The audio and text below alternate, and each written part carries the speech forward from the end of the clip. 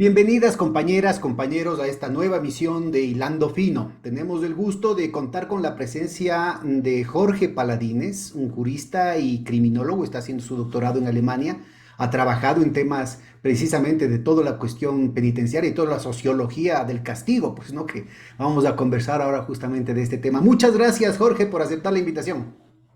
Muchas gracias, Pedro, por tu invitación, por tu programa y por medio de él y de ti, pues, saludar y darle un abrazo a mis compatriotas allá. Cuéntanos un poquito, crimen y castigo. ¿Cuál es el rol del sistema penitenciario? ¿Cuál es el rol del castigo como un ejercicio del Estado? ¿Y cuál es su función y cuál es su eficacia? Bueno, hay un ideal del castigo, ese es un debate entre juristas y criminólogos, entre penalistas y criminólogos, pero también entre filósofos y pensadores que hace mucho tiempo hacían esta diferencia entre el ideal que persiguen las sociedades de la libertad, ¿m? Una palabra manipulada hoy en día y que corre el grave riesgo de ser maniqueamente usada en el caso de Argentina. Estoy pensando en Milei, por ejemplo. Pero cuando se hablaba de la libertad, se hablaba de que la forma de restringir esa libertad es privándola. Y bueno, vienen todos estos grandes filósofos, Kant, Hegel, y se hablaba de la pena como una forma de restringir esa libertad.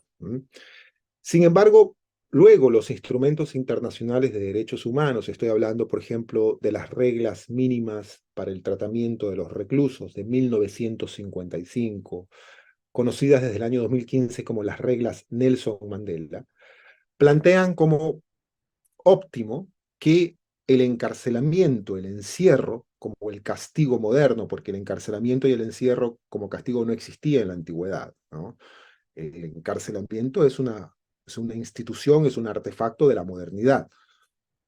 Y ese encarcelamiento entonces tendría supuestamente como horizonte, en términos de políticas públicas, la denominada rehabilitación. Rehabilitación y reinserción. Y las teorías todas las teorías rehabilitación, reeducación, reinserción, y todas las teorías son un verdadero fracaso, porque a la cárcel no se va a ser rehabilitado. Y este es un gran problema que parten desde una falacia nosológica, las constituciones, los instrumentos internacionales, quienes hacen políticas públicas, por ejemplo, porque la rehabilitación es un término médico. Se rehabilita quien se rompe un hueso, se rehabilita quien necesita recuperación psicológica o psicoterapéutica después de una depresión, antes del borderline o de intentarse suicidar. Pero las personas que cometen a través de sus acciones lo que se encasilla como tipo penal, como le llamamos las y los abogados, como delito, no están dementes, no están locas, no están enfermas. Simplemente sus acciones, y digo simplemente, sus acciones se encasillaron, se encuadraron dentro de las descripciones de lo que se conoce comúnmente como delito, como crimen, como lo acabas de decir.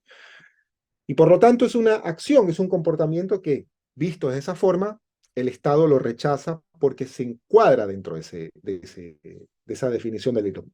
Las personas que cometen delito no violan los delitos, simplemente a través de sus acciones cumplen con lo que dice ese marco normativo que se llama delito. Lo que violan es la norma, y la norma es no matar, no robar, etcétera.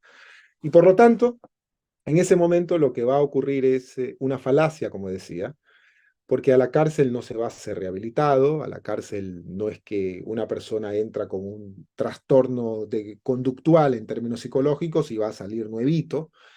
A la cárcel se va en términos ónticos, reales, simple y llanamente a ser castigado en el tiempo y en el espacio. Ahora, ¿qué es lo que pueden hacer las políticas públicas sensibles, sensatas, realistas? Bueno, reconocer que esa es la base del encarcelamiento y que por lo tanto, a partir de esa base, lo que podemos es generar una recuperación de capacidades para que un Estado de Derecho, esas personas algún día vean la luz y no vuelvan a través de pesos y de sistemas sociales fuertes a cometer un delito. Ahora, esto de la reincidencia de cometer un delito tampoco es algo que lo puede asegurar el Estado. No conozco una pitonisa que diga exactamente no va a volver a cometer un delito, porque el comportamiento humano no es una ciencia exacta. Es como en la medicina. Un médico le puede decir a un paciente, usted no va a tener un infarto, pero en el umbral de la puerta del despacho médico tiene un infarto y la culpa no es del médico. Por lo tanto, ese es el entramado realista que debemos partir todos en políticas públicas, aunque las constituciones, aunque los instrumentos internacionales planteen que la rehabilitación y que la reinserción social o la inclusión social, para usar un término un poco más amigable con un Estado social de derecho, es la luz al final del día. No, lamentablemente, la realidad es que las personas que van a la cárcel van simple y llanamente a ser castigadas en el tiempo y en el espacio. Bueno, Ahora, y esto ¿quiénes parece van a ser, estar? y Es esto, el debate. si me disculpas, esto parece ser un poco también parte del clamor ciudadano, es decir, la recuperación de la vindicta pública, ¿no? En el sentido etimológico del término. ¿Quiénes deben ir a la cárcel? Es el gran debate, por supuesto. O sea, partiendo desde esa base, entonces, ahí nos podemos hacer la siguiente pregunta sobre eh, si una persona que tiene posesión de marihuana, de cannabis o de cocaína tiene que ir a la cárcel. Si es que una mujer que fue encontrada en los aeropuertos donde sí es eficiente la policía, tiene que ir a la cárcel. Y digo es eficiente porque todos los días encontramos desde hace muchos años noticias de personas encontradas con sustancias. Es decir, en lo que sí es eficiente, vuelvo y repito, la policía, y este es el caso también de Colombia, y es el caso de Perú, y es el caso de México, y es el caso de Argentina, es en detener a personas en posesión de sustancias prohibidas. Ese es el grueso. Por ejemplo, en el caso ecuatoriano, ¿cuál es el porcentaje o cuál es la proporción entre las personas que están detenidas por ese tipo de delitos vinculados a la guerra contra las drogas? ¿Cuál es el porcentaje de aquellos que cometen asesinatos, asesinatos culposos, dolosos? ¿Cuáles son aquellos que más bien están por cuestiones, qué sé yo, haber sido detenido en una manifestación o haberse saltado la pensión alimenticia de los guaguas o otro tipo de delitos menores? Esto es interesante porque a nivel nacional tenemos que transparentar la información de las cárceles. Y lo que ha sucedido desde el gobierno de Lenin Voltaire Moreno hasta el gobierno de Guillermo Lasso es que esa fiscalización de la información, esos datos no son tan amigables para la ciudadanía. Para comenzar, si uno quiere encontrar esa información, uno va a la página web del SNAI y encuentra una hoja en Excel, que es hasta grosera en términos de transparencia y de acceso a la información pública. Deberían activarse los mecanismos de participación ciudadana, por ejemplo, en ese sentido, ¿no? Históricamente, la Defensoría del Pueblo, bueno, tenemos un defensor del pueblo que está lamentablemente en prisión, Pero pero hay otro que lo históricamente suplanta y no ha hecho nada, ¿no? la Defensoría del Pueblo tiene lo que se conoce como el mecanismo de prevención contra la tortura, que es una forma también de fiscalizar esa información. Y el Estado y el mismo Guillermo Lasso ha reconocido no tener la menor idea de cuántas personas privadas de la libertad están en sus cárceles, en las cárceles administradas por su gobierno y por el Estado ecuatoriano. Al punto que tuvo que organizar supuestamente, y digo supuestamente un censo, porque los resultados finalmente de ese censo no me convencen, no están a la mano tampoco. Tenemos un Ni número las cifras global. ¿De cuánto nacionales, peor hablamos de las de las cifra global? cárceles, ¿no? De la cifra global de 38.000 personas privadas de la libertad, yo la vengo escuchando desde hace 2 años. ¿Mm? Es decir, hace 2 años se mantiene intacta en el tiempo la cifra de 38.000 personas privadas de la libertad. Y esto me parece que es intentar tratar de coincidir esa cifra para que no rebase lo que se conoce a nivel internacional como el focus que los estados deben cumplir para no violar las políticas contra el hacinamiento, la sobrepoblación carcelaria. Es decir, lo que se cuidan los estados, lo que se cuidan los gobiernos, es que las cárceles no estén sobrepobladas. Ecuador tiene cárceles sobrepobladas, pero ahora, sobrepobladas con 38.000 o sobrepobladas con 45.000 o 50.000 personas privadas de la libertad. Bueno, ¿cuántas personas privadas de la libertad tenemos? En ese grueso, en ese grueso donde los datos de la policía no coinciden con los de las personas privadas de la libertad, es decir, los indicadores de detención de la policía, hablamos de 80.000 personas privadas de la de 80.000 detenciones y 38.000 personas privadas de la libertad, uno diría, la policía está deteniendo una gran cantidad de delincuentes y los jueces desgraciados los están liberando. Los jueces son corruptos, aquí hay una connivencia del crimen organizado con los jueces. No, porque en primer lugar no tenemos que partir necesariamente de esa hipótesis. Digo, necesariamente, es que tampoco tenemos que descartarla. Necesariamente porque las personas que son detenidas por la policía no pasan a un registro matemático de condenas. Es decir, la lógica no es detención-condena. La lógica es que esa detención sea controlada, discutida, regularizada por el sistema judicial. Pues si no convirtamos a un policía y démosle la toga de juez y olvidémonos y despedamos a toda la función judicial Como en en la este país, película esa del o que Silvestre un robot condene a las personas, así de Stallone. simple. Entonces, la lógica de un policía, y esto ocurre también a nivel internacional, es que ellos creen que su trabajo tiene que ser corroborado en una sentencia condenatoria. Bueno, ¿y cuál es su trabajo? 30% de esas 38.000 personas privadas de la libertad son personas detenidas por delitos relacionados con las drogas. ¿Grandes criminales? No. Personas en posesión de sustancias, donde para remate la posesión de sustancias tiene como un grave dogma jurídico de que las fiscalías ni siquiera hacen el trabajo de comprobar y de probar, en este caso, el tráfico de drogas, el comercio, sino simplemente la relación sustancias en ciertas cantidades, mínima, mediana, alta o gran escala, del artículo 230, del 220 del Código Orgánico Integral Penal, con el cuerpo de una persona, los pantalones o la guantera de un carro. Es decir, como decimos en la costa, el trabajo a vaca. El trabajo más a vaca de la policía, que es la que hace de campo la investigación en materia penal, no son los fiscales, curiosamente. Curiosamente, los fiscales hacen, en términos legales del Código Orgánico Integral Penal, mover la lengua en las audiencias. Son los que dirigen la investigación, pero el trabajo de campo lo hace la policía. ¿Sí? Así que si la policía le hace un paro a la fiscalía, los fiscales se quedan sin investigar, porque no van a salir con terno y corbata a investigar la cantidad de delitos que el trabajo de campo de la policía lo hace. Esto es un problema, en realidad, en términos de políticas públicas. Pero lo que quiero decir es que las policías, y en el caso concreto del Ecuador, la policía ha trabajado históricamente bajo el indicador de incautaciones y de detenciones por droga. Nuestra policía no trabaja con el indicador reducir la tasa de homicidios. Ese debería ser el indicador fundamental de la policía, porque en Ecuador tenemos una tasa de homicidios que alarmantemente está generando terror a nivel de América y a nivel mundial. Es decir, es posible que incluso a finales de año sobrepasemos los 44 por 100.000 habitantes. Es un indicador de terror y sin contar con Eso poblados, significaría poblaciones. 800% más de lo que dejó el gobierno de Rafael Correa, 5 punto Hasta y el pico, cierre, ¿no? hasta el cierre del 2022, porque tenemos que contar de cierre a cierre, todavía no es diciembre de 2023, hasta diciembre de 2022 hemos multiplicado en un 500% la tasa de homicidios con respecto a los 5 años anteriores. Es decir, el incremento es espeluznante.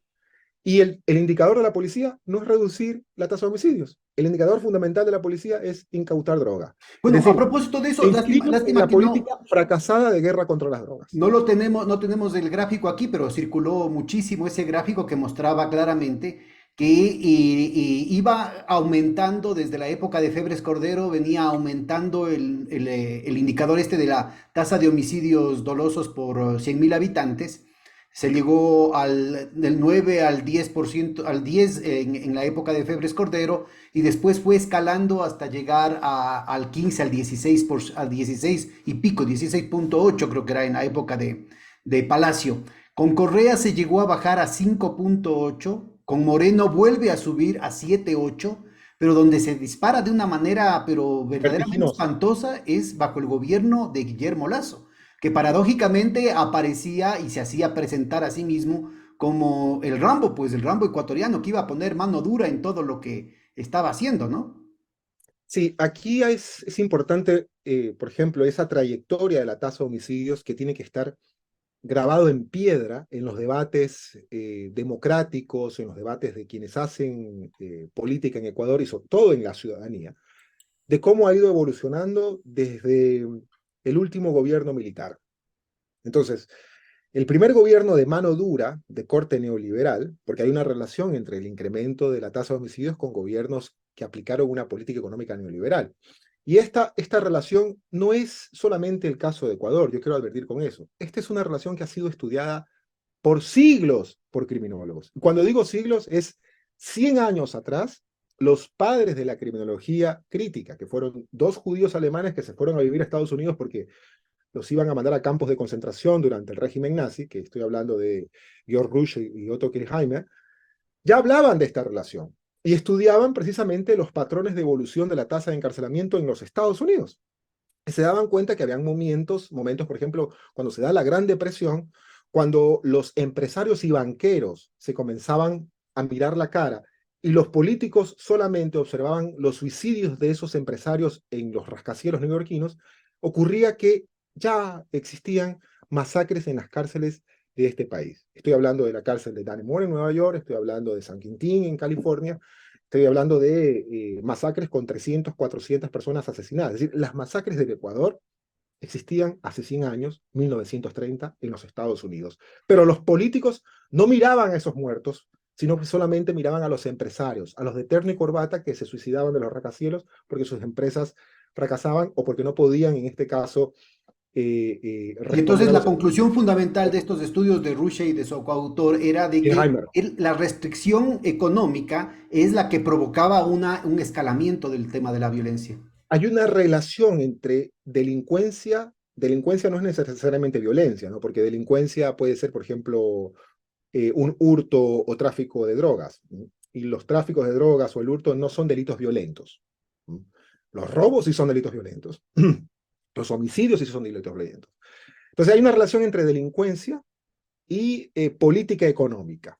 Es decir, mientras más se desmantela el Estado, mientras más se desestructura la vida social, más delincuencia y violencia se reporta en las cárceles. Pero con un factor adicional, que en Estados Unidos ya existían políticas sociales en las cárceles, es decir, por ejemplo, las visitas de trabajadores sociales, las salidas previas a la condena, cuando se reunía el alcaide, es decir, el director de la cárcel, y decía, bueno, te faltan 5 años, pero tienes un buen comportamiento y te vas. Y vas a ir a un programa de asistencia social. Todo eso se desmanteló, como se desmantelaron los programas sociales en el Ecuador. Y vino la explosión y los motines carcelarios en 1930 en los Estados Unidos. Y por ende, el aumento de también la violencia Bueno, pero carcelaria. por centrarnos un poco en el Ecuador, digamos, esta situación empieza, ¿no es cierto?, con Febres Cordero, pero también tuvimos en la época de la dictadura militar, era el SIC, el famosísimo SIC, que un militar progresista, un militar demócrata como Richelieu Le Boyer, clausuró. La primera acción que hizo como ministro de gobierno, todavía bajo la dictadura, fue clausurar el SIC, pero vuelven a aparecer, o sea, vuelve a aparecer un nido de violencia institucionalizada dentro de la fuerza pública que se ve reflejado también, por ejemplo, en el asesinato de la doctora María Belén Bernal, ¿no? Es decir, es claro que el grupo al que pertenece Cáceres es un grupo de mimados, de engreídos de las altas esferas de la policía, al punto que hay militares, inclusive el propio Patricio Carrillo, mimado a su vez de la embajada americana, estuvo dispuesto a ser sacrificado para proteger la impunidad de este grupo, que al final resultó que solo Cáceres terminó siendo castigado, pero era obvio que el nivel de impunidad en la que se movía, el nivel de hecho de corsario, digamos, de carta blanca que tenía para hacer todo tipo de atrocidades, desembocó en algo que se salió de las manos. Pero se sabía que en ese mismo cerro habían muchísimos otros más muertos. Y este mismo tipo de situaciones podría verse en el caso, por ejemplo, de Hermosa, ¿no es cierto?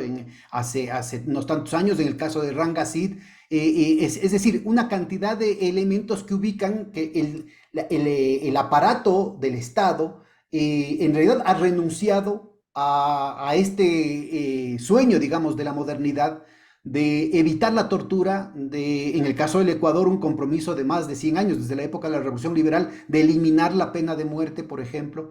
Y resulta ser que de hecho aparecen estos mecanismos como una situación que vuelve a institucionalizar la tortura, a institucionalizar la violencia arbitraria del Estado, a institucionalizar la violencia y la persecución política y eventualmente a ubicar la pena de muerte al menos como una especie de pena de muerte aleatoria que se daría dentro del sistema carcelario. Sí, hay un autor que a mí política e ideológicamente no me convence, pero es pragmático en algunos de sus análisis, que fue el famoso Samuel Huntington, y él escribió el famoso libro sobre la tercera ola, o las olas de la democratización en realidad. Entonces, habla de tres momentos de democratización: la fundación de las repúblicas, por ejemplo, en el caso de América Latina, cuando se da esta presencia de dictaduras militares a mediados del siglo pasado, y cuando retornamos a las democracias. Y dice, hay un retorno en las democracias cuando se corta el cordón umbilical con los regímenes militares. Pensando, por ejemplo, en Salazar en el Portugal, pensando, por ejemplo, en Franco en España, y en el caso de América Latina, porque la historia republicana de América Latina tiene que contarse con dictaduras militares. Bueno, ¿cuándo se rompe el cordón umbilical con la dictadura militar en Ecuador? Y de esto hay que revivirlo a Jaime Galarza Zabal. ¿Cuándo se rompe la dictadura militar? ¿Se rompe en 1979? ¿Se rompe con Roldós en realidad? Porque hasta la propia constitución de Montecristi, nuestra moderna constitución, todavía tiene el corporativismo de las agencias de seguridad presente. Ecuador es el único país de América que tiene una seguridad social para el pueblo y una seguridad social pagada con la plata del pueblo, pero privilegiada para las agencias de seguridad del Estado. Seguridad social para las Fuerzas Armadas y seguridad social para la Policía Nacional. Eso se llama corporativismo. Universidades también, colegios sin lugar a duda. Pero eso en el caso de instituciones sociales, por decirlo así. Y ese corporativismo hace espíritu de cuerpo, por supuesto, aún más, porque lamentablemente las agencias de seguridad, y más aún las policías que las Fuerzas Armadas, eh, son verdaderamente instituciones muy cerradas que no permiten que los procesos de democratización los ausculte, que no permiten que la ciudadanía incluso ingrese a sus instalaciones, que quieren mantener, en este caso, sus propias estructuras, sus propias ideologías, y por supuesto, su ideología es que generalmente son ideologías conservadoras. Hay una relación entre la función judicial y las fuerzas o las agencias de seguridad, policías y fuerzas armadas. Son conservadoras y reaccionarias por si acaso. Por si acaso. Hablar de militares y policías progresistas, creo que me sobran los dedos de una mano, ¿no? No los cuento en realidad. Y tenemos instituciones extremadamente ideologizadas, y aquí a veces se confunde cuando hablamos de reforma en las agencias de seguridad, policías, fuerzas armadas, con modernización. La reforma es una palabra compleja, pero otra cosa es la modernización. Y Ecuador tiene dos procesos de modernización interesantes, el de Eloy Alfaro y el de Rafael Correa. Pero hay que decirlo, que ese proceso de Rafael Correa que modernizó a la policía, que Bueno, logró. incluye también en 1925 la Revolución Juliana, ¿no? Que incluyó el tema y que acabó, digamos, con todo el proceso largo que acabó con Enríquez Gallo y la institucionalización de la policía como tal, ¿no? Y que curiosamente, bajo el gobierno de Enrique Gallo teníamos códigos de trabajo, ¿no? Es decir, hay momentos supuestamente progresistas también dentro de esas olas y contraolas donde aparecen militares y policías. Pero modernización implica, por ejemplo, revisar a la institucionalidad en sí, ¿no? Y no solamente es dotarla de uniformes, no solamente es darle buenos patrulleros, no solamente es darle cursos de derechos humanos, sino, por ejemplo, plantearse una reestructuración en el sentido de, por ejemplo, la democratización de las policías y de las Fuerzas Armadas. Tenemos un problema étnico para comenzar. Estoy hablando sin que se lea esto en clave de racismo, absolutamente. Y nuestro problema étnico es que nuestra policía tiene poca presencia, por ejemplo, en el caso de Ecuador, de miembros de la costa ecuatoriana.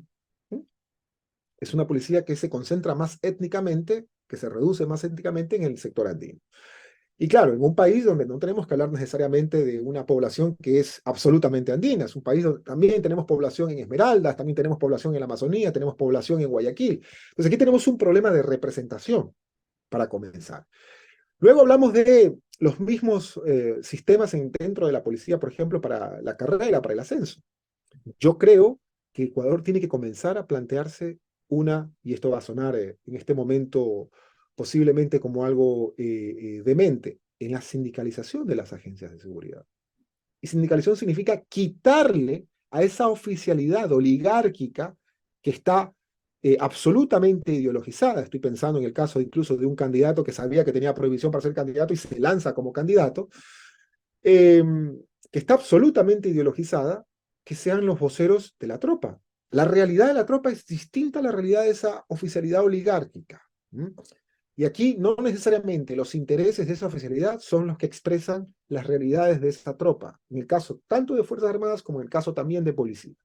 La tropa es la que sale a las calles, la tropa es la que sale a confrontar con la delincuencia, la tropa es la que recibe los tiros y la tropa es la que también es amenazada por el crimen organizado. Porque cuando hablamos, por ejemplo, de la connivencia o la corrupción de miembros de la policía, también tenemos que pensar que la lógica en la que se maneja la criminalidad en el Ecuador es la lógica del plata o plomo.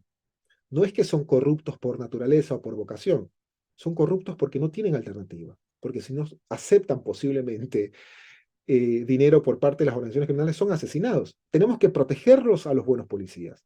Y decía hoy de mañana en un Twitter, la policía es como una pata, como una mesa casi endeble. Una pata está apolillada absolutamente. ¿Mm? Casi que no funciona. La otra pata está con serios problemas, con casi al 80% de estar tomada por las polillas. La otra pata no tiene fortaleza, está desmoralizada, las polillas se burlan de esa pata. Bueno, y Y los la última policías pata, decentes, perdón, acaba. Y la y la última, última pata es la que piensa que su indicador son las incautaciones por droga y no reducir la tasa de homicidios. Es decir, nuestra policía tiene serios problemas y quien gobierne al Ecuador, después de octubre, por ejemplo, tiene que pensar seriamente con qué policía va a gobernar, con qué claro, policía le va a dar el duro a la problema que se delincuencia. plantea aquí es, mira, bueno, salió de la manera totalmente inapropiada e ilegal, sale el embajador de los Estados Unidos a hablar de los narcogenerales, señalando de manera específica, como queda perfectamente establecido en el tema del reporte León de Troya, ¿no es cierto?, a una de las argollas de los policías, ¿no es cierto?, que está precisamente vinculada con todas las filtraciones que ubican al Gran Padrino, vinculado a la alta plana del Banco de Guayaquil, tráfico de influencias, los albaneses, el difunto señor Cherres y sus amigos, etcétera, etcétera, ¿no? Pero ahí queda clarísimo el hecho de que hay broncas y además que no son recientes entre distintas facciones que además de manera no solamente corporativa, sino de manera yo te diría facciosa, ¿no es cierto? Se ayudan unos a otros para seguir trepando y quién sabe, utilizando mecanismos de chantaje, de tráfico de influencias, una cantidad de elementos que quedaron ahí planteados. Queda por otro lado, ¿no es cierto?, las declaraciones del exministro del gobierno, pues no, de Interior, de José Serrano, que hablaba de entre 800 y 1000 policías que están capturados por las bandas. Y luego queda el hecho que me parece que es indicativo, el hecho de que hay policías valientes, muy decentes, muy técnicos, como los que se arriesgaron a hacer el propio León de Troya, es decir, desde el principio, desde la propia decisión de haberse involucrado en esa investigación, muestra no solamente un coraje personal, un coraje cívico, un amor al país, un amor a la institución, y que han sido castigados, inclusive amenazados de muerte, con una respuesta de parte de las autoridades, de parte de sus superiores, pero también del resto del Estado ecuatoriano, que no solamente los dejan a su suerte, sino que abren mayores posibilidades de su exposición al peligro. En esas condiciones, entonces, resultaría, ¿no es cierto?, que toda la estructura de incentivos está precisamente diseñada para privilegiar a la pata apolillada, es decir, a la pata podrida de estas tres que mencionaste. Sí, es lamentable porque quien gobierne el Ecuador después de octubre tiene la primera promesa que cumplir los ecuatorianos, a las y los ecuatorianos, que es reducir la tasa de homicidios. Y para reducirlo tienes que pensar con qué policía le vas a reducir.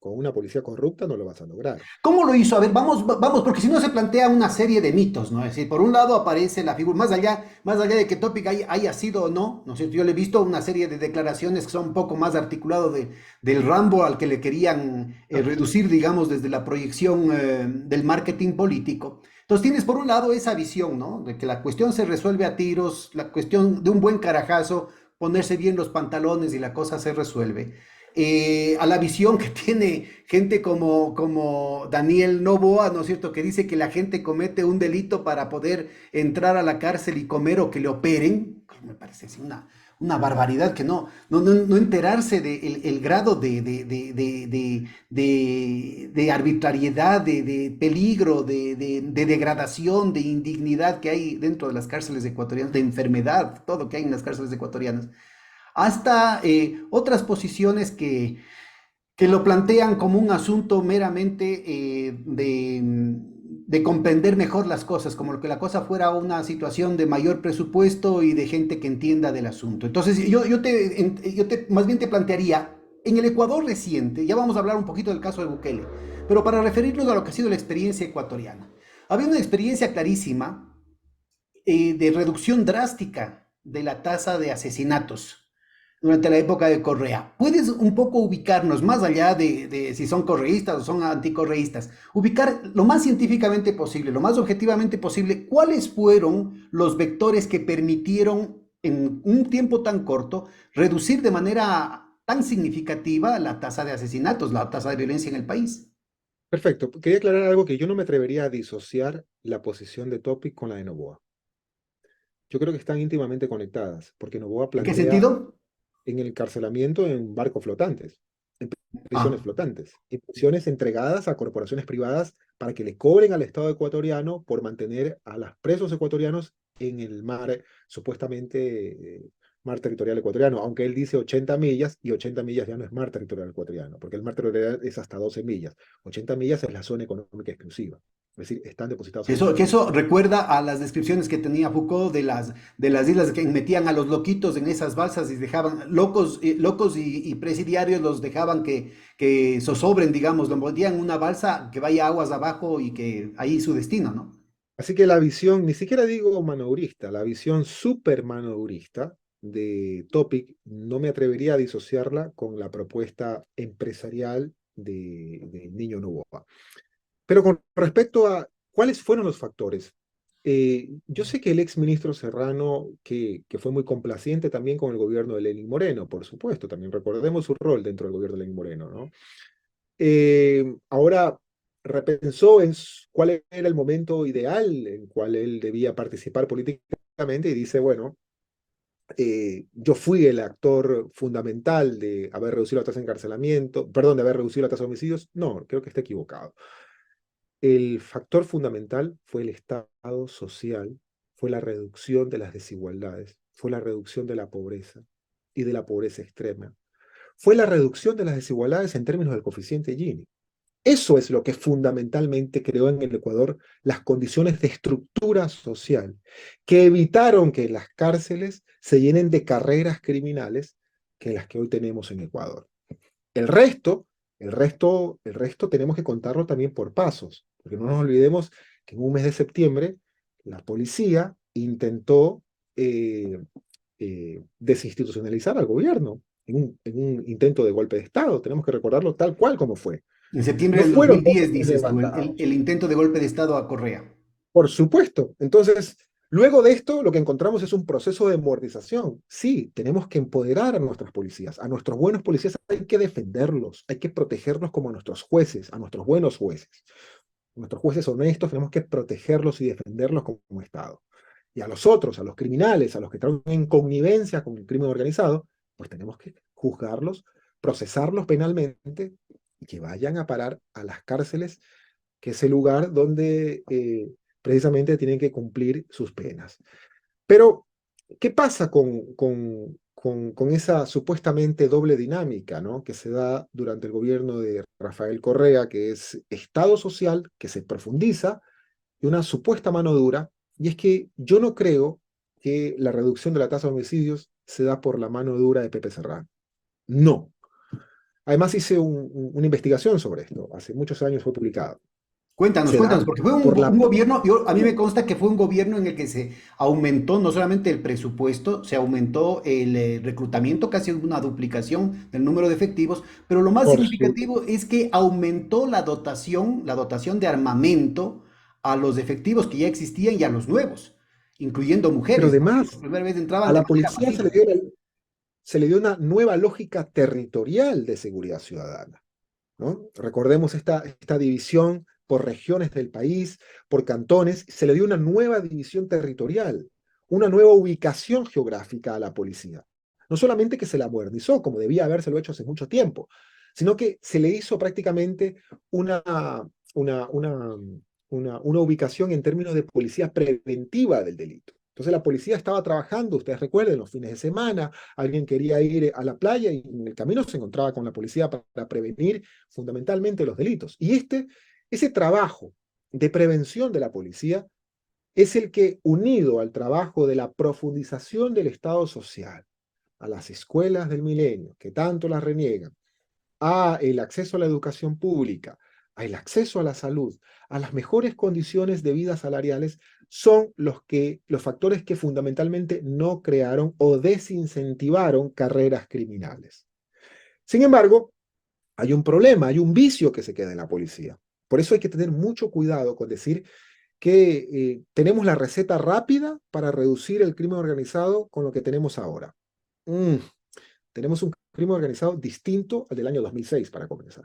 Tenemos un crimen organizado que ya le falta el respeto a la policía, ya no le tiene miedo a la policía, los asesinan a los policías.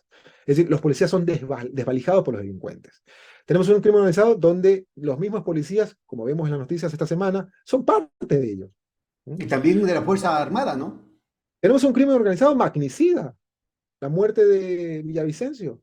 Tenemos un crimen organizado que incluso hace repensar si lo que tiene Ecuador es un Estado de Derecho o lo que tiene es un narcoestado. Sí de grave es el asunto. Pero Eh, cuál es, a ver, pero te estás perdiendo. Cuál es el vicio que se dejó pendiente en la época de Correa? O sea, en esa el estrategia corpora... que fue No, eficaz, ¿no es no. cierto? Yo creo que el vicio que se dejó ahí fue precisamente el corporativismo de creer que la policía hace su buen trabajo, su buen indicador con el número de detenidos por delitos relacionados con las drogas. Acabamos de ver esta semana, por ejemplo, no sé si salió en el Universo, un reportaje donde ya las policías hablan, la policía antinarcóticos habla de que hay pocos detenidos en materia de drogas. Bueno, ¿cuáles son sus detenidos? Bueno, este servidor trabajó durante años en la defensa pública y puedo decirlo desde la confrontación directa de las audiencias. Y es que la mayor cantidad de detenidos a los que se ufanaba la policía de sus logros, de sus premios con la DEA, por ejemplo, ¿no?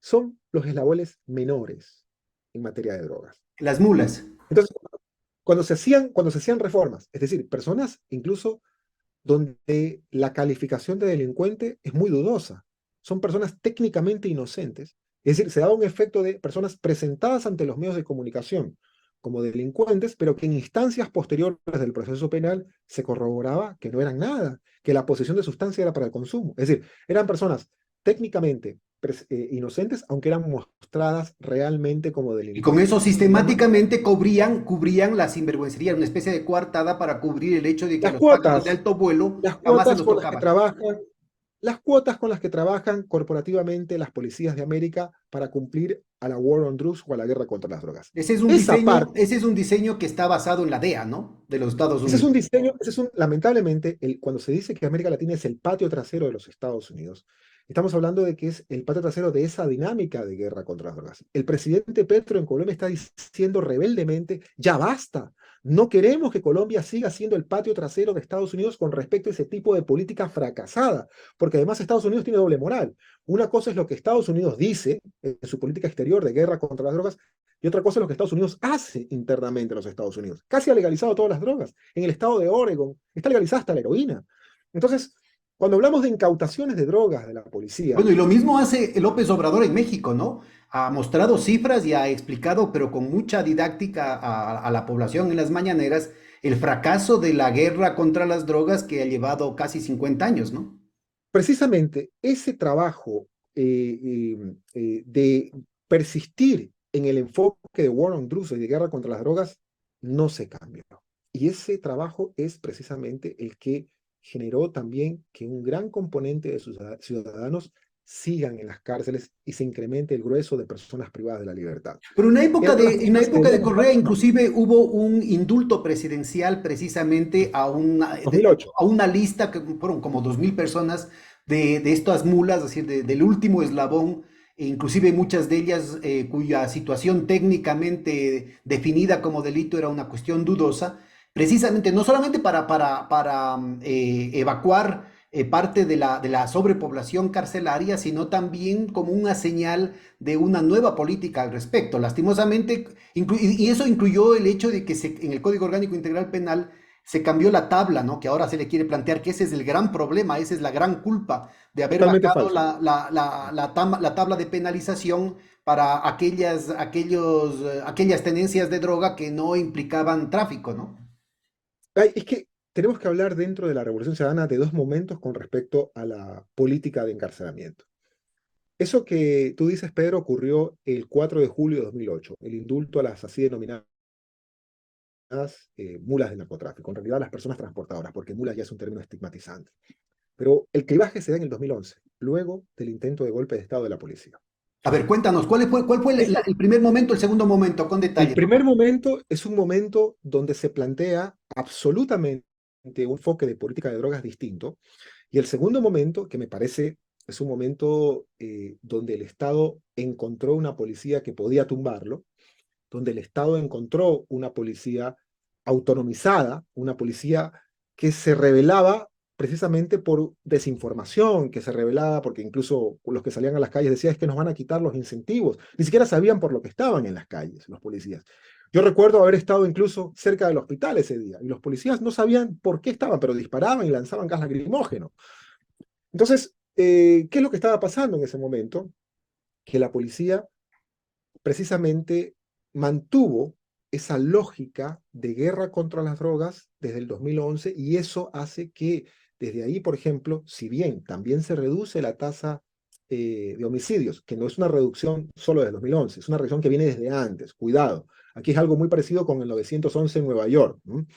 La reducción de la tasa de homicidios viene desde la profundización de las políticas sociales de Rafael Correa. ¿Ah? Pero esa reducción de la tasa de homicidios tiene como correlato desde el 2010, 2011 sobre todo, un aumento de la tasa de encarcelamiento.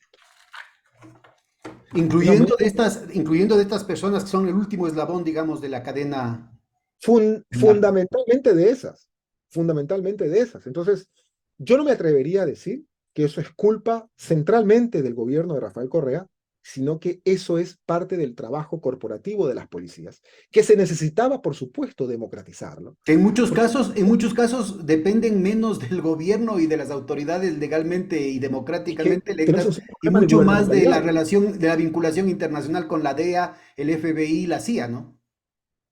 Es que es el gobierno civil los que tienen que decirle a los policías, ustedes van a trabajar bajo este marco de política criminal en este Estado de Derecho.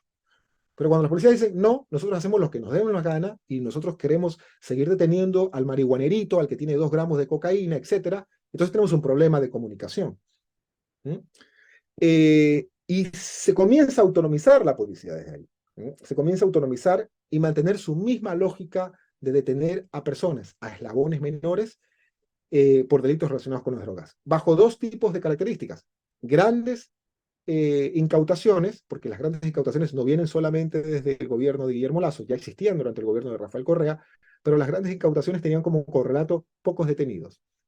Y pocas incautaciones, el marihuanerito, el que tenía pasta base de cocaína, con la gran característica de que ahí eran masivamente los que iban a parar a las cárceles. Entonces, llenamos las cárceles con personas de los eslabones menores, donde jurídica y dogmáticamente estaban descritos bajo el tipo penal de posesión, es decir, personas que no estaban necesariamente traficando, que eran los que llenan las cárceles y los que siguen llenando las cárceles. En general, personas que no han cometido delitos violentos. Tenemos Ahora, un serio... sin embargo, Jorge, mira, estoy viendo el gráfico y resulta ser que la caída más sistemática y más radical de la tasa de homicidios por 100.000 habitantes se da justo después del 2011. Sí, pero la trayectoria por la cual incide esa tasa de homicidios, la caída de la tasa de homicidios, no es el grueso del encarcelamiento, porque uno va a decir, todos los malos están en las cárceles. No necesariamente es la lógica. O por el hecho disuasivo, ¿no? No necesariamente es la lógica, porque las cárceles no se llenan con los homicidas necesariamente. Es lo que pasa en el Ecuador Claro, actualmente. claro. Bueno, ¿las cárceles están llenas de homicidas? No. Las cárceles están llenas por personas, por ejemplo, bajo delitos de posesión de sustancias ilícitas. Las cárceles están por otros delitos que no necesariamente son violentos. Y tenemos un serio Y que problema en muchos de ellos Ecuador. han pagado con su vida, ¿no? Es decir, pena de muerte por atrasarse en la pensión alimentaria de los guaguas o pena de muerte por haber participado en las demostraciones de junio del 2022, ¿no? Pero ese es un tema que tenemos que corregirlo, ¿no? Que no es proeza de Pepe Serrano. Es proeza de Rafael Correa el haber reducido la tasa de homicidios por sus políticas sociales. ¿Ya? Ujú, claro. Y eso es un tema que tenemos que corregirlo en el Ecuador. ¿Corregir qué? La corporativización policial. Es decir, que sea el gobierno civil el que tenga que decirle, esta es la política de drogas, no al revés. Porque al revés es reproducir el efecto de la bicicleta estática. Número de incautaciones, grueso de detenidos y vengan los premios desde el norte global. Y bueno, y no pasa nada en el Bueno, Ecuador. y esta es una cuestión Entonces, que está directamente hilvanada, porque lo que tú estás planteando, ¿no es cierto?, desbarata el argumento predominante en la sociedad ecuatoriana y también en la academia. Yo he oído gente, profesores universitarios que dicen, bueno, no va a dar nombres, pero dicen barbaridad y media, y que ligan, por ejemplo, al hecho de que el aumento de la criminalidad se debe a que Correa eliminó la base de Manta. Y entonces resulta ser, estaba leyendo el libro que has publicado, Matar y dejar matar, masacres carcelarias y desestructuración social del Ecuador. Y ahí das un dato que me parece que es formidable y que además está de lo que estaba la referencia bibliográfica, está avalado por el reciente reporte de Naciones Unidas sobre la cocaína del 2023, en el que plantea que en el periodo 1998-2008, durante el cual estuvo vigente la base de Manta, no solamente que aumentó la criminalidad, la tasa aquí en el Ecuador, sino que se constituyó el cartel de los choneros. es decir, ¿cuál es el hecho fundacional, la fecha fundacional de los choneros? Eso es un tema importante que tendrían que investigarlo, sobre todo antropólogos, ¿no? O quienes hacen antropología criminal. Pero los choneros no son un dato nuevo en el Ecuador, por si acaso, ¿no? Los choneros, incluso desde el gobierno de Rafael Correa, ya eran un problema de seguridad ciudadana. Y en el gobierno de Rafael Correa estaban en la cárcel, ¿no? Pero los choneros no existieron ni aparecieron durante el gobierno de Rafael Inclusive Correa. creo que los choneros fueron los que mataron a un hermano de José Serrano, ¿no? Venían desde, no creo, un hermano que murió, me parece, en una pelea en Cuenca, no recuerdo, un hermano que era camarógrafo, no lo sé en realidad, puede ser que estoy especulando, no creo que era el producto de los choneros, creo que murió por una riña entre amigos, no recuerdo exactamente. Pero el hecho es que los choneros son una organización criminal que data desde mucho antes del gobierno de Rafael Correa. Y esto es importante porque donde está la presencia militar de Estados Unidos se dan estos fenómenos. Hay que pensar, por ejemplo, en el caso de Afganistán. Cuando Afganistán comienza a producir más opio que nunca, es cuando se da la presencia Claro. militar de los Estados Unidos. Que llegó al 98% de la producción mundial de opio, bajo Es una presencia, bajo contradicción. ocupación norteamericana. Y Eso de lo dice manera un ejemplo. específica, con la provincia donde tenía la mayor cultivo de amapola era ocupada por los británicos, que además son famosos, ¿no es cierto?, por las guerras del opio y el Hong Kong and Shanghai Banking Corporation, inclusive con la participación de la corona británica, ¿no? De la corona británica. No te olvides que la India incluso era una corporación económica, ni siquiera era un estado, era una corporación económica, la corporación de las Indias Orientales. O Orientales. sea, era algo que la empresa, algo parecido a la empresa bonita de los Novoa. Todo un país, ¿no? Un país milenario como la India. A Pero propósito, hay una serie en Netflix que aprovecho de decirlo porque no, me parece vale la pena verla, con Jonathan Price, que se llama Tabú, que hace referencia al primer periodo de la Compañía Inglesa de Indias Orientales, cuyo antecedente era la Compañía Holandesa de Indias Orientales, también famosa por su violación de los derechos humanos, por su participación en genocidios y en torturas contra la población indonesia, ¿no? y esto volviendo a tu pregunta precisamente, es que en Ecuador, por ejemplo, la presencia de los choneros data desde muchos años antes. Es decir, es en las narices del ejército más poderoso del mundo que se dan paralelamente estas formas de criminalidades que se transforman en macrocriminalidades y Ahora, que pero hoy tú en estás día sugiriendo que no solamente es en las narices, microcriminalidades. ¿no? sino que un poco también hay ciertos niveles de complicidad, es decir, es imposible. Mira, en el caso de la cocaína, por ejemplo, en el caso de Colombia te puedes decir, bueno, pero es que es difícil distinguir la plantación de cocaína con la jungla, pero en el paisaje árido de Afganistán, a simple vista se ve donde está el cultivo de amapola, pues. Y no estamos hablando de un jardincito, ¿no? Para poder ser el proveedor del 98% de la cocaína del mundo, de la heroína del mundo, estamos hablando de plantaciones enormes. Si el ejército más poderoso del mundo entró en connivencia, dejémoslo a la teoría de la conspiración. Bueno, a El propósito de hecho las que, conspiraciones, ahí te recomiendo, probablemente no lo viste, una conversación similar a la tuya. Tuvimos dos episodios con José Reveles, un periodista mexicano que justamente relataba, y con toda la evidencia, él ya lleva sin más de 50 años de escribir libros sobre este tema, la creación del cuartel de Guadalajara, que fue instrumental en México, que fue instrumental dentro del escándalo Irán-Contra, o sea, organizado por la CIA, por la DEA, y luego el asesinato por parte de la CIA de un oficial de la DEA, Camarena, del cual también hay series en Netflix.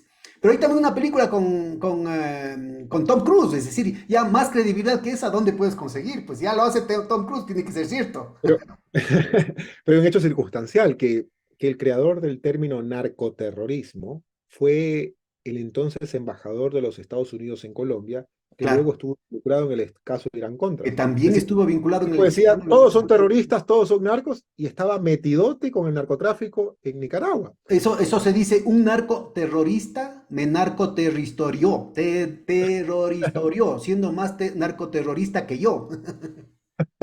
Muy bien, muy bien, está como Pablito clavó un clavito, ¿no? Sí, más o Pero menos. es un trabalenguas en realidad, pero es desilusionante porque vamos a dejarlo en el caso de que es que la base militar de Manta, la base o el puesto de operaciones avanzadas funcionó para interdicción, para darle seguridad ciudadana a los ecuatorianos, a las y los ecuatorianos.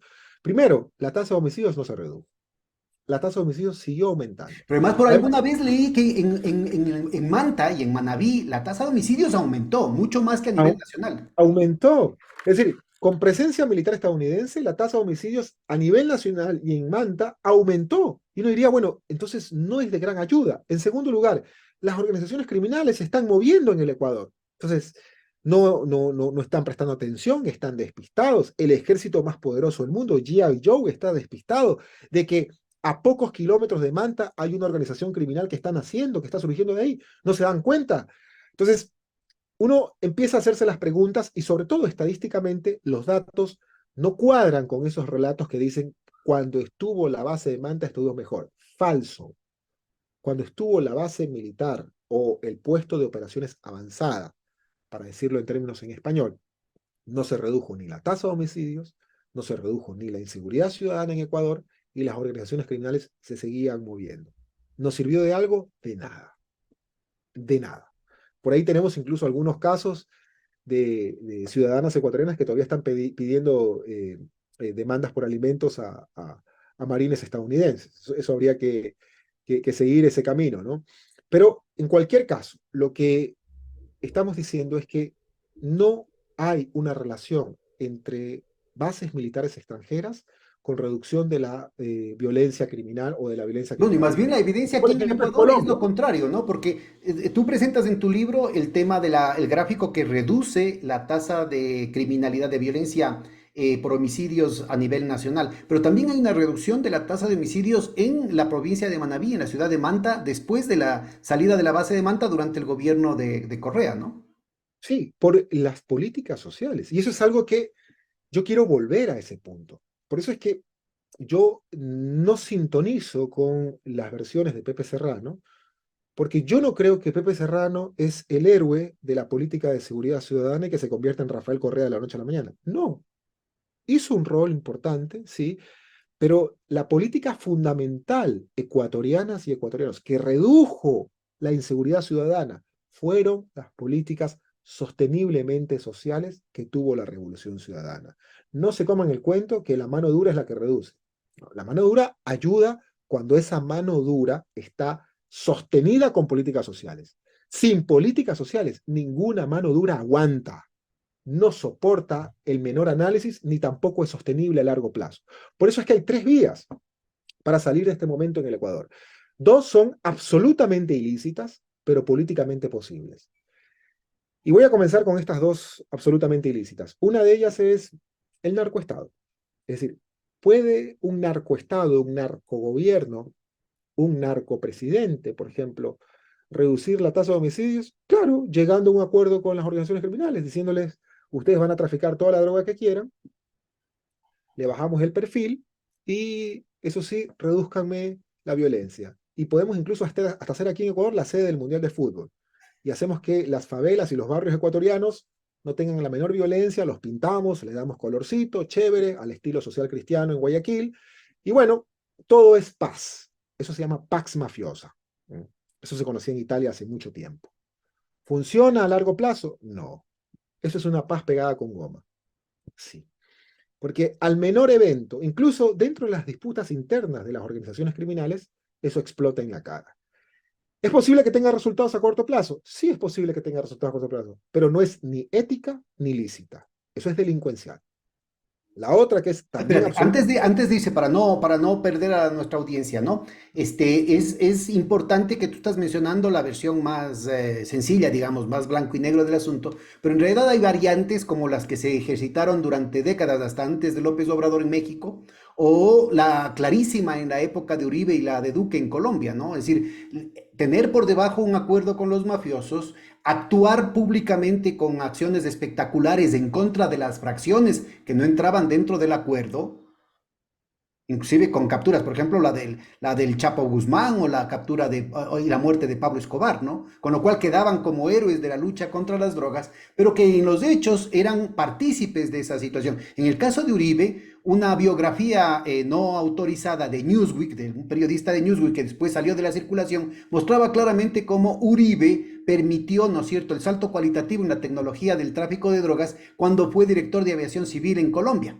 precisamente por permitir, ¿no es cierto?, una gran cantidad, una proliferación de aeropuertos privados, aparte del el control y la concesión tipo subastas de los aduaneros en el Ecuador, ¿no es cierto?, para los aeropuertos públicos, pero a los grandes hacendados les permitía una gran cantidad de flexibilidad en sus vuelos particulares, que en muchos casos eran internacionales y que precisamente permitió el ascenso vertiginoso de Pablo Escobar por sobre todo los otros capos de la droga, ¿no? Entonces, yo creo que es muy importante ubicar esta situación, que, insisto, esto fue documentado por Newsweek antes de que Uribe sea presidente de la República. Después de eso hubo un consenso para tapar esta situación. Yo lo que creo es que es muy importante tener en cuenta que esta primera estrategia que estás definiendo, esta pax mafiosa, este acuerdo secreto con las grandes mafias, para permitirles lo fundamental, que es la plata. Es decir, lo fundamental de esta situación y que a veces la gente pierde de vista es la cantidad ingente de ganancias, lo jugoso que es, ¿no es cierto?, el negocio del narcotráfico para ciertos sectores del capital. La segunda, por favor. Pero simplemente para terminar esto, yo hice una visita de estudios en Italia, en la provincia de Sicilia, en el Instituto de Derechos Humanos de Siracusa y también en la Universidad de Estudios de Palermo. Y bueno, salí a la calle en el mes de abril de hace 2 años y le preguntaba, por ejemplo, porque me interesaba mucho saber esto de pagar piso, lo que se conoce en el lenguaje colombiano y en Ecuador como la vacuna. Y cuando hacía esa pregunta, me decían, usted es turista, usted es extranjero, usted no es italiano, eh, dedíquese a lo suyo. Claro. ¿Se eliminó la delincuencia? ¿La mafia italiana es cosa del pasado? ¿Los maxiprocesos son cosa del pasado? No, tenemos incluso un gran periodista, investigador valiente, Roberto Saviano, que es perseguido por la mafia, Yo creo que es el como autor de Gomorra, ¿no? de Gamorra, de 000, va a ser un lanzamiento de una obra teatral en Nápoles la siguiente semana. Pero el caso es el narcoestado como definición, es decir, cuando las organizaciones criminales, los carteles, por ejemplo, de la droga, cooptan al gobierno, hacen que el gobierno sea su empleado, que los policías y militares trabajen en función de ellos y que los jueces les respondan a sus sentencias, a ellos, eso puede decir, al final, vamos a bajarle el tonito a la violencia, pero no nos toquen nuestro negocio, es decir, no nos jodan. Y el Estado dice, bueno, eso es un narcoestado. Ese es un panorama en América Latina. ¿Eso ha ocurrido en la geografía del dolor de América Latina? Pues tenemos simplemente que revisar las sentencias ante la Corte Interamericana de Derechos Humanos y nos vamos a dar cuenta de los países que han sido condenados donde es evidente esa relación.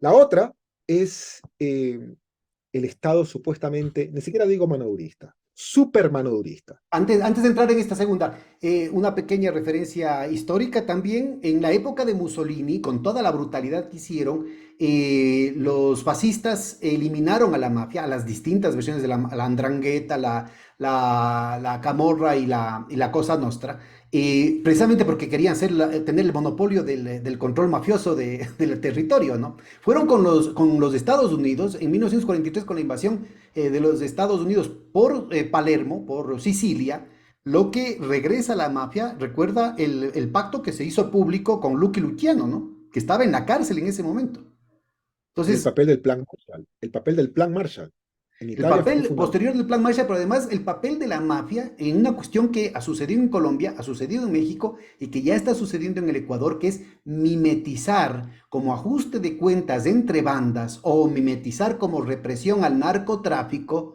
una persecución política y una eliminación física de los dirigentes sociales, de los dirigentes políticos que no le conviene. En el caso de Italia fue clarísimo el papel de la mafia y de la democracia cristiana con la CIA para exterminar a los dirigentes partisanos que ya después de la guerra se habían convertido en dirigentes populares locales del Partido Comunista, del Partido Socialista, pero sobre todo el Partido Comunista. En el caso de Sicilia fue hasta película ahí, ¿no? De la brutalidad y el descaro con el que simplemente asesinaron a la gente, ¿no? Por ser de izquierda. Precisamente esa relación con la narcopolítica o con la política mafiosa es lo que Roberto Saviano denuncia y con lo cual tiene problemas judiciales también con Salvini en Italia. Eso que tú acabas de decir. Es decir, ahí tienen que encontrarse cada rato en la justicia con Salvini. Pero bueno, esa es la posibilidad antijurídica, ilegal, poco ética y podrida de reducir la tasa de homicidios a través de una pax mafiosa. Eso no dura nada, es un pacto con el diablo. Ya, la segunda. La otra también es un pacto.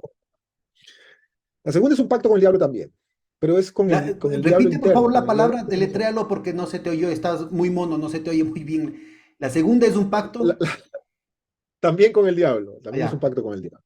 Pero es con un diablo interno, ¿no? Con un enano, ¿no? Ahora hemos hablado de pequeños hombres en esta conversación, con un enano fascista, ¿no? Un enano fascista que es cambiar esa lógica del narcoestado por el terrorismo de Estado. Y ahí tiene mucho que ver con tu pregunta del Salvador. Es decir, no poner en cuestión a lo que hacen ni en lo que vayan a hacer agencias de seguridad como policías y militares, es decir, salgan a la cacería de brujas, bienvenida a las ejecuciones extrajudiciales, bienvenido a los falsos positivos, bienvenida a las detenciones arbitrarias, hagamos una cárcel, mega cárcel, si es posible en el Mediterráneo, lo más lejos posible en el Pacífico, contratemos a todas las barcazas o a las prisiones flotantes que quiere la empresa Novoa, ojalá pongan sus barcos a disposición, yo creo que no lo van a hacer, y mandemos a todos los malditos allá. Pero resulta que esa es una estrategia por fuera del Estado de Derecho. Y lo que hace es transferir la violencia y la corrupción de las organizaciones criminales al Estado, que se transforma también en un criminal. Ese es un Estado fascista, un Estado autoritario, es un Estado de policía. Un Estado que tarde o temprano va a responder a tribunales internacionales también. Y donde entra en juego esta especie de negacionismo, que me parece hoy lo escucho más que nunca en el caso argentino, cuando sale este tipo con motosierra, con las mismas motosierras que salían los paramilitares en Colombia, a hablar de defensa de las libertades, que posiblemente sea incluso hasta presidente de la República, y que cuestiona toda forma de enjuiciar la memoria histórica contra el genocidio en Argentina. Si hay algo que ha caracterizado históricamente las últimas décadas en Argentina, es su memoria histórica contra el genocidio, la lucha de las Madres de Mayo, por ejemplo. Pero este tipo o su vicepresidenta, no sé, siempre las cagadas las hacen las vicepresidentas, ¿no? Esos Por binomios, sinceras. o por fascistas en realidad, ¿no? Pero Siempre está ambos son fascista. fascistas. El problema es cuál es más sincero. Sí. Bueno, el fascismo ¿El también que es lo sincero. dice o el que lo encubre? Ese es el punto. El fascismo es sincero también, ¿no? Entonces, siempre las cagadas las hacen las vicepresidentas y la vicepresidenta dice, No, en Argentina también hay que desenfocar esa memoria histórica y decir que las víctimas son los perpetradores de esos crímenes también, o quienes estuvieron en las filas de esos crímenes. Momentito, momentito, eso es desenfocar, ¿no? Desenfocar absolutamente. Y eso puede contribuir a un ambiente de terror en el Ecuador, donde nadie ponga en cuestión, por ejemplo, el papel de las agencias de seguridad, donde la policía o los militares sean policializados, porque recordemos que los gobiernos que reducen, que achican al Estado a su mínima expresión, desde Lenin Voltaire Moreno hasta Guillermo Lazo, que es la catástrofe absoluta, tienen como única respuesta estatal la policialización. Es decir, para lo único que les queda el Estado es la policialización. Lenin Moreno, por ejemplo, por un breve momento recordemos cómo trató las manifestaciones durante su gobierno cuando supuestamente los ojos de los manifestantes se caían. Esas investigaciones tienen que ser Esa judicializadas. es una tecnología sionista, ¿no? Israel, en Israel esa técnica de apuntar a los ojos de los manifestantes, incluyendo niños, ¿no es cierto? Es una técnica de largo plazo. Y qué casualidad que estos accidentes, entre comillas, hayan sucedido de manera simultánea en Ecuador, en Colombia y en Chile, pues. Chile, claro, ¿no? Y ahí hay que, por ejemplo, revisar la investigación de la Defensoría del Pueblo, que se llama Instituto de Derechos Humanos en Chile, donde incluso algunos carabineros ya están procesados en la justicia chilena, Aquí porque tienen nada. que responder por esos disparos dolosos, son dolosos, intencionales, no son accidentales, no Pero están además, jugándole yo creo que es muy importante además seguir la pista de esto porque, y esto lo dice Boscan, ¿ah? Esto lo dice Boscan, cuando denuncia a Diego Ordóñez del gran contrato que ya empieza a concretarse las primeras partes del equipamiento israelí, él habla de un sobreprecio, ¿no? Y el hecho de que Hurtado, Ordóñez y Paula Romo están involucrados en proteger ese contrato con Israel vinculado al tema de la cooperación institucional con el Mossad y el cambio del reconocimiento de la capital de Tel Aviv a Jerusalén, ¿no? Cuestión que lo hace, es uno de los principales viajes de los 28 que ha hecho Lazo, pero que también es de las primeras declaraciones que hace Novoa. El asunto de decir, nosotros vamos a entregar todo institucionalmente y contractualmente a Israel. Mira, con respecto a esto, es importante, por ejemplo, volver a esto de Lenin Moreno, de su visión de resolver las crisis políticas y sociales con la policía, su visión cuando se caen los ojos, ¿no? Primero, cómo trató las manifestaciones durante su gobierno. Segundo, la pandemia del coronavirus. Quienes daban ruedas de prensa eran los policías, ni siquiera los médicos. Los médicos decían, salían clandestinamente a decir, no tenemos respiradores. No nos olvidemos del rol que desempeñó, por ejemplo, Otto Sonnenhorner. No nos olvidemos del rol que representaron, por ejemplo, todos quienes trabajaron durante ese gobierno, cuando despidieron meses antes incluso a los médicos cubanos y los mandaron a su casa. Pero también Y como despidieron comentario, médicos, no solamente despidieron a médicos cubanos, sino que despidieron a médicos ecuatorianos por centenares y a otros claro, trabajadores de la y salud enfermeras, y y enfermeras, enfermeras. cuando Bueno, y emerga acuérdate, a propósito de Otto, ¿no es cierto? Recuerda que en la cápsula de seguridad de Otto estaban justamente un par de ciudadanos israelitas, signo de interrogación, comillas, ¿qué pasó con eso? Que no tuvieron otra, ¿no es cierto? Que estuvieron en el reparto de los hospitales en los que también se mencionaba a Paula Romo y a Bucaram, ¿sí? Y que uno de ellos no quedó otra, ¿no es cierto?, que cogerlo preso y que a los 5 minutos lo mataron. mira, todo esto, volviendo al tema de la policialización, más el trato que le dio Lenin Moreno a las cárceles, cuando le quitó el presupuesto, cuando le redujo bárbaramente el presupuesto a las cárceles, y cuando puso la administración de las cárceles en manos de policías. Porque si bien formal e institucionalmente la policía no es la que administra las cárceles, pues hay que ver los perfiles de los directores y subdirectores, pues pana. Y ahí te das cuenta de que todos son ex policías o No, y policías. el hecho de Desde el, que elimina el Ministerio del Interior y crea el SNAI. Y entonces, el SNAI es el que la, termina, ¿no es cierto?, ubicando, en el último allanamiento resulta ser que en el SNAI ha sido el principal proveedor y traficante del tema del armamento y de las cárceles, pues. La respuesta que le dio Lenin Moreno a las crisis políticas y sociales fue policialización. Entonces, habría que cantar la canción de Víctor Jara, en vez de decir a desalambrar, hay que hablar de a despoliciar, a despolicializar, a despolicializar. Para Pedro, María, Juan y José, precisamente, ¿no?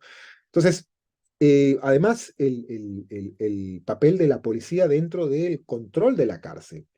Porque si hay una institución más ineficaz para tratar a personas privadas de la libertad, es precisamente la policía.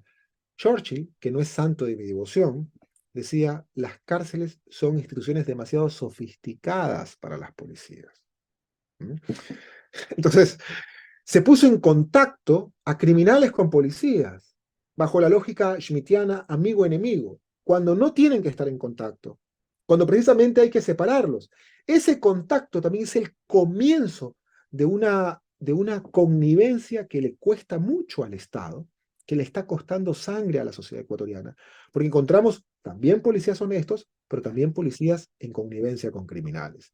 Y policías que no necesariamente estén en connivencia por vocación, por convicción, sino porque no tienen otra salida, Bueno, porque hay, eso hay un no montón de puede policías definirse que judicialmente. decentes, ¿no es cierto?, que prefieren salir de la policía y migran. Sí, pero también veamos el rol de quien le llega una carta, como cuando le puede llegar la carta al director de una escuela o a un médico en su despacho y dice, aquí está, son tanto que te pido semanalmente, y es la lógica de Pablo Escobar, plata o plomo, porque tenemos que pensar las extorsiones en Ecuador. Y déjame añadirte algo. Curiosamente, el tipo penal, el delito de extorsiones, es un delito sin víctima. ¿Qué quiere decir sin víctima? Las víctimas no denuncian las extorsiones, a diferencia de los homicidios donde hay un muerto. Ya.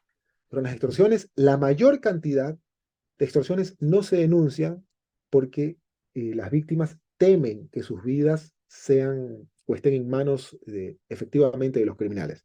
Uno. Dos, el delito de extorsión en el 185 del Código Orgánico Integral Penal tiene una pena dependiendo, en general, de 3 a 5 años. Y cuando la carta, la misiva dice que te van a matar, de 5 a 7.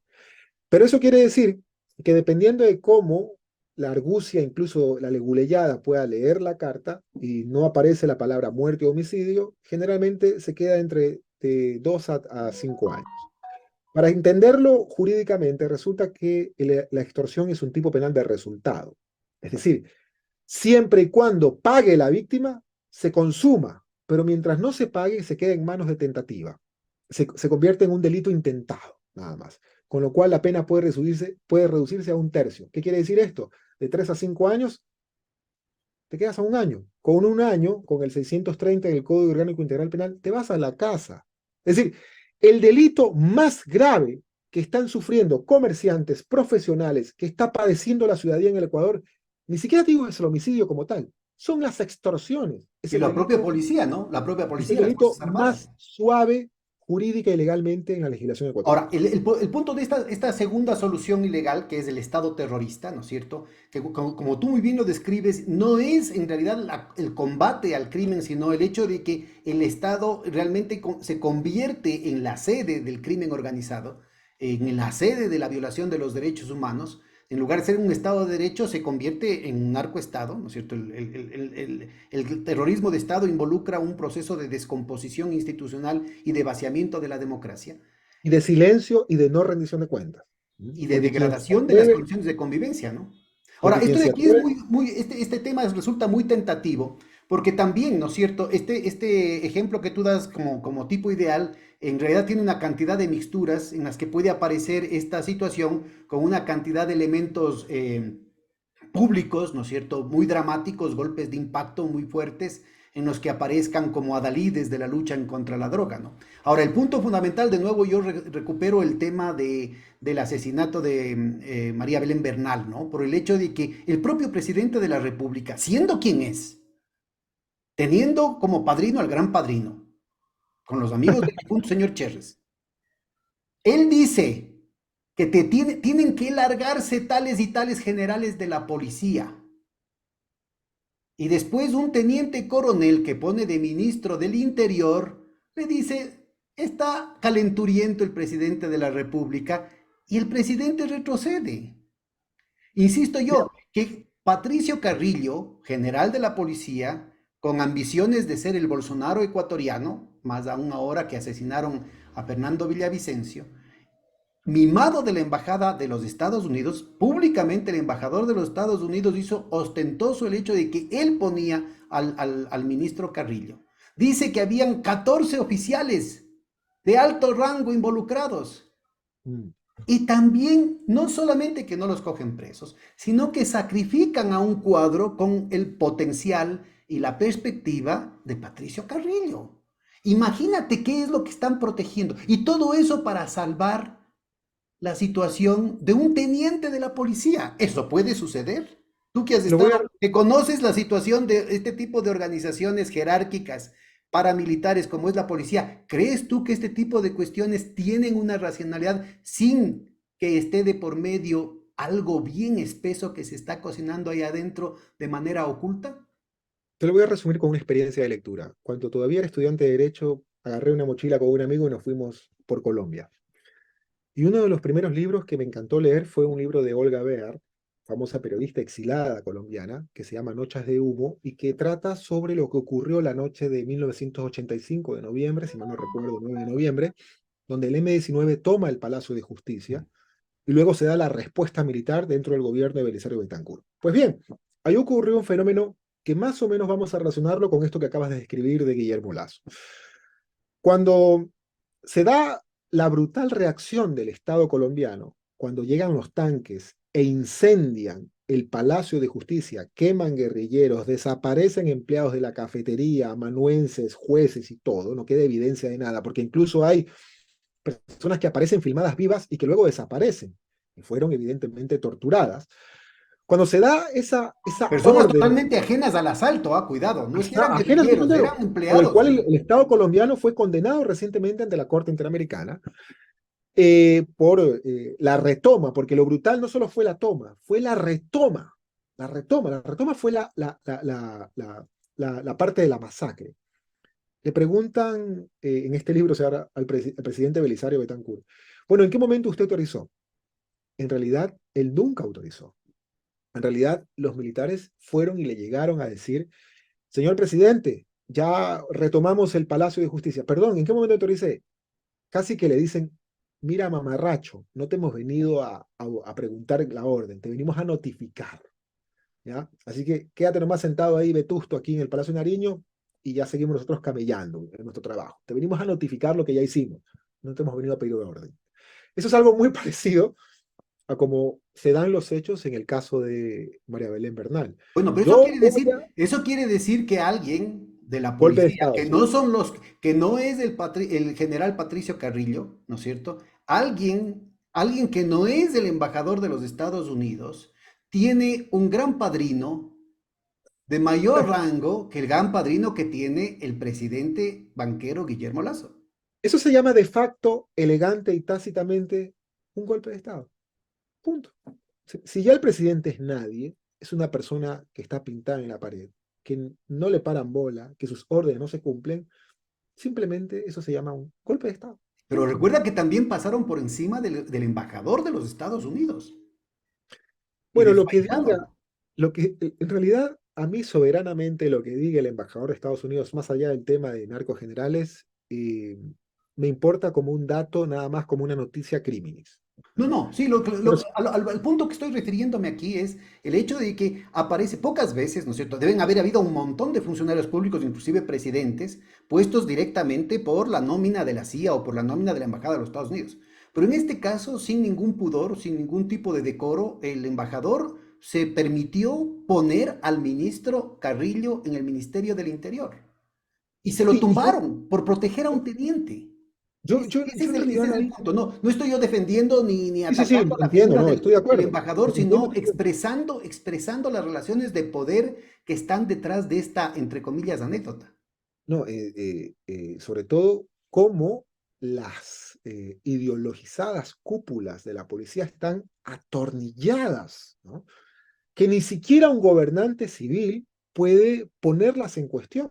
Porque hay una faceta interesante en Guillermo Lazo. Cuando era estudiante de la Universidad de Guayaquil, yo recuerdo a Guillermo Lazo gobernador durante el gobierno de Mahahuat, ¿no? Y era gobernador represivo. Yo tenía una compañera que trabajaba en la gobernación y que le decían incluso que no vaya con la falda hacia tal altura, sino que se la baje más. Pero no sé si recordamos que durante la gobernación de Guillermo Lazo salían unos rótulos en Guayaquil que decía, no queremos desalojarte, pero la ley es la ley. No queremos detenerte, pero la ley es la ley. Salían todos esos rótulos, ¿no? Era un gobernador represivo, de super mano dura, casi tirano. Bueno, esa imagen de ese personaje que uno diría, bueno, ese era el tipo que tal vez la expectativa de un segmento de la población hubiese querido encontrar para darle duro a la delincuencia, no está. ¿No?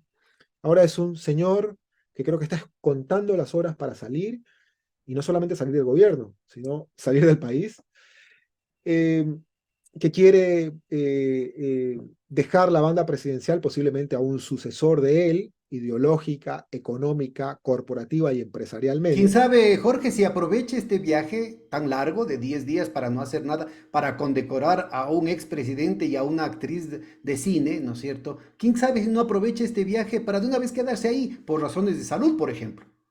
¿Sí? Sí, Porque, por mira, eso, aparece estas últimas evidencias, ¿no es cierto?, en las que se filtra, y esto lo dice además alguien del Deep State, o sea, del Estado profundo uribista de Colombia, general asesor del propio Lazo, que dice que la evidencia de los teléfonos celulares muestra que son los mismos que asesinaron y torturaron a Cherres los que ordenaron el asesinato de Fernando Villavicencio.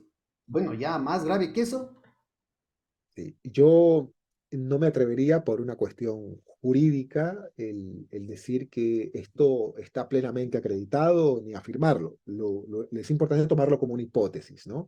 Claro, pero Eh, eso lo dice, por eso te digo, es el general Vargas, asesor del presidente Lazo, que ha estado filtrando mucho antes que las fuerzas ecuatorianas, ha estado filtrando una cantidad de información sobre el asesinato de Villavicencio. Me parece una cosa gravísima.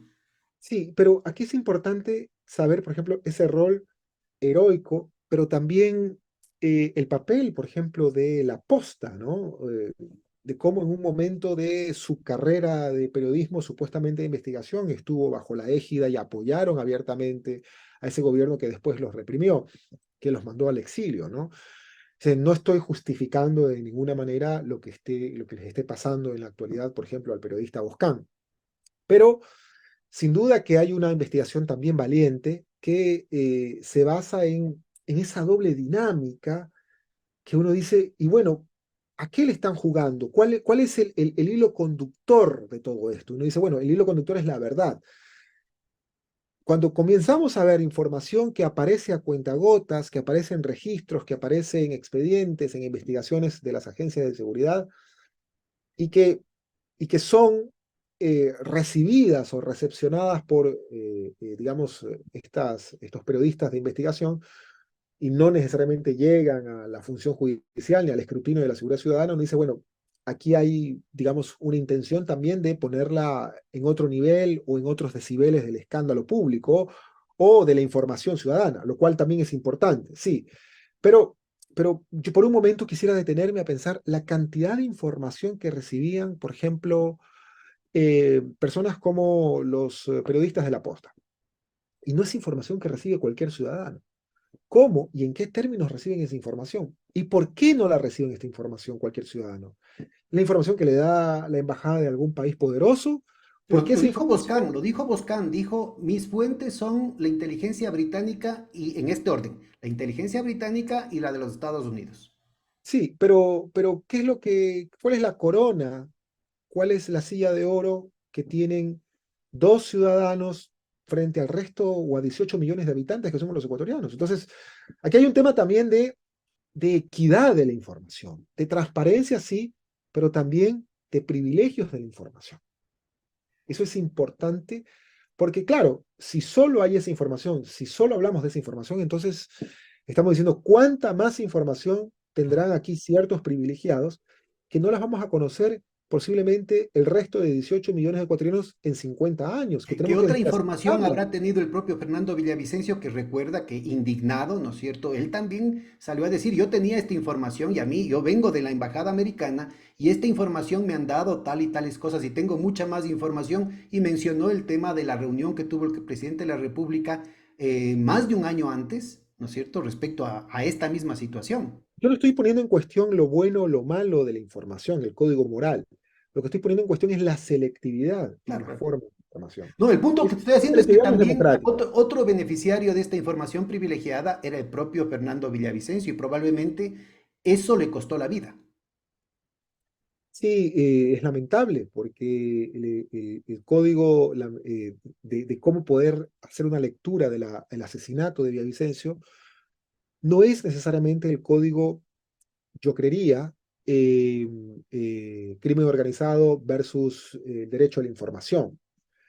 Lamentablemente, en el momento que se da el asesinato de Fernando de Villavicencio, el código es ganar, perder las elecciones.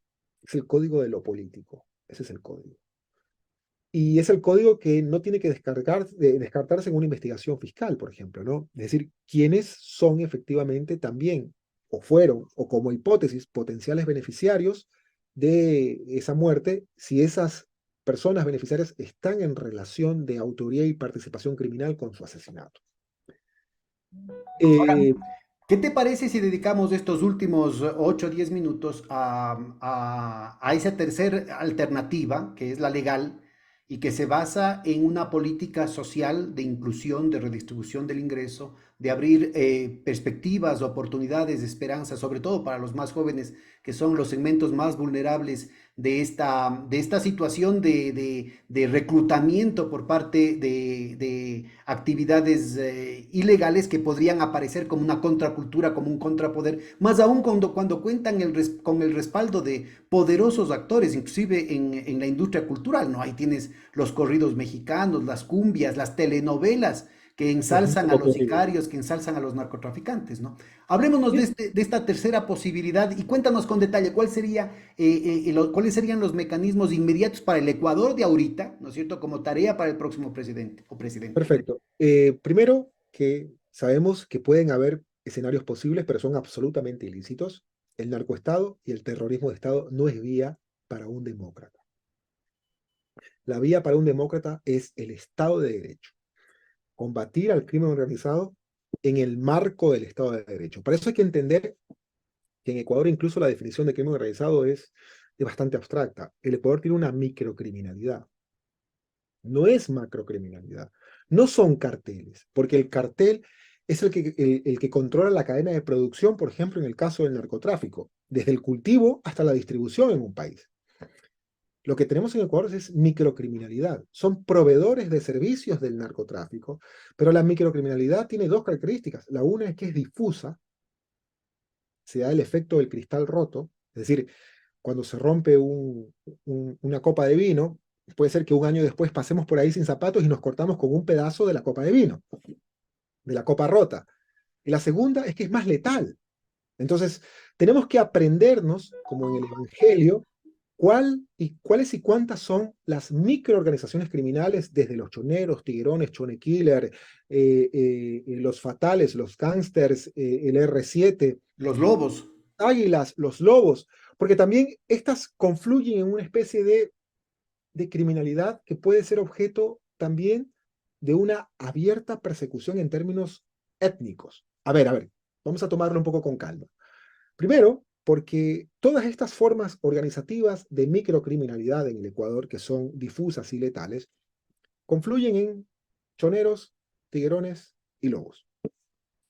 Y los choneros son, en general, etnográficamente, uno podría atreverse a señalar una definición, quienes se definen como, o se acercan a una definición, como montubios y caucásicos, blancos. Para esto hay que ver un video del fin de semana. Los tiguerones son en su mayoría afrodescendientes. Y los lobos son quienes podrían acercarse a la definición dentro del llamado mestizaje, el cholaje. Entonces, una política fascista de lucha contra el crimen o supuestamente de terrorismo podría partir de estereotipos lombrosianos y decir, bueno, quien tenga esas características étnicas, cholo, montubio, negro, ya despierta una alerta de ser un narcoterrorista en el Ecuador. Y hay que tener cuidado con eso, porque eso es discriminación. Entonces, en Ecuador, lo que queda es responder en el marco del Estado de Derecho. Y responder en el marco del Estado de Derecho no es tocarle guitarra a los criminales. Tenemos que reconocer que tenemos un problema grave, gravísimo de violencia extrema, criminal, homicida en el Ecuador. Y el problema en Ecuador es que no solamente hay homicidios, no solamente hay secuestros bajo diferentes modalidades, secuestros express, secuestran hasta la hija de un exalcalde de Quito en plena ciudad de Quito, ante sus ojos, saliendo del túnel. sino las extorsiones que se transforman en homicidios.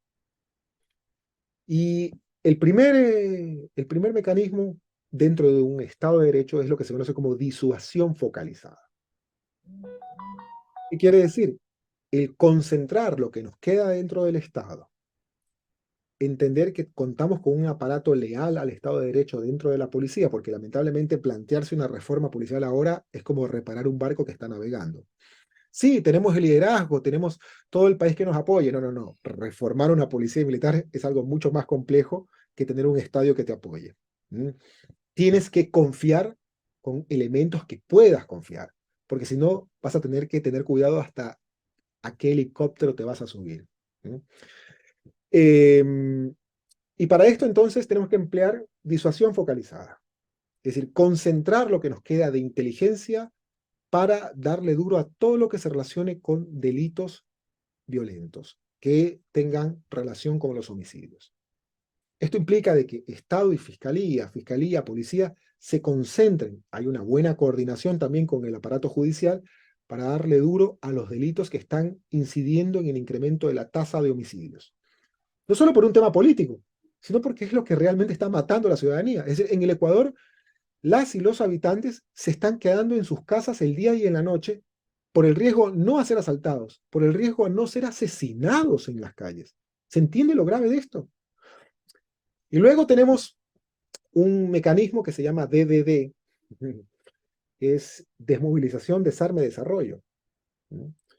Porque, claro, eh, primero que la disuasión focalizada lo que tiene que dar el mensaje es que aquí hay un Estado o que el Estado ecuatoriano todavía existe y que el Estado ecuatoriano les va a dar duro con el Estado de Derecho en el marco de la legalidad a los criminales. Que no les vamos a tocar guitarra, ni vamos a hacer un gusto, que quienes estén inmersos en acciones de delitos violentos y de homicidio tienen que ser castigados en el marco de la ley. No perdonados, no en connivencia. Un homicidio es algo muy grave. Una amenaza extorsiva, constrictiva para un homicidio es algo muy grave, ¿no? Y es lo que está matando no solamente a la población, sino asesinando a la economía en Ecuador. Pero luego va a haber gente, producto del desmantelamiento del Estado social, precisamente, que se quedó atrapada y que fue reclutada por esas organizaciones criminales, que tienes que decirle: compañeros, hay una alternativa. Ciudadanos, hay una alternativa. Y la alternativa es el desarme primero. Entreguen los cohetes, porque los gatilleros no son los que aparecen en los videos del viernes, pues. Los gatilleros son jóvenes, entre 18, 16, 15. Acabamos de ver un reportaje del País que salió esta semana, impresionante, sobre el asesino de Fernando Villavicencio, que nadie mira la biografía del sicario, ¿no? De una persona que viene de un barrio, El Potrero se llama. Yo conocí ese barrio en Cali. Es un barrio increíble en el sentido de que hay una diversidad de culturas, de migración también de la sierra hacia la ciudad de Cali, de afrodescendientes, de gente que llega de Buenaventura, de una cantidad de comida, pero básicamente es un barrio pobre, estigmatizado como pobre, ¿m? Como Siloé en Cali, que es otro barrio pobre. Entonces, esta forma de haber desterritorializado a los propios ciudadanos dentro de las ciudades, de las grandes urbes como Guayaquil y como Quito, es que el Estado tiene que recuperar y decirle: aquí hay Estado. Vamos a desmovilizar, entreguen las armas, y para esto, bueno, puede haber una ayuda con la empresa privada, que es también afectada por esto. Y no es descabellado, el problema es cómo comunicarlo políticamente. Cuando el presidente Petro de Colombia decía: bueno, vamos a pagar por no matar. Viene a decir: bueno, a los asesinos vamos a pagar por no matar. Bueno, vamos a ponerlo en términos prácticos. Es mejor una laptop que un revólver en manos de un joven que se puede convertir en sicario. Es preferible eso. Y ahí es donde tienen que entrar empresa privada, el Estado, gobiernos autónomos descentralizados, enfocar esto como un problema territorial, fundamentalmente, porque es la retirada del Estado en territorio lo que ha incrementado el que aparezca políticas de desarrollo por parte de organizaciones criminales. Los que dan el día a día, los que les dan licencia para matar a través de extorsiones son las organizaciones criminales. El desarme, la desmovilización y el desarrollo. Pero lo que va a sostener una política de seguridad ciudadana es definitivamente las políticas sociales.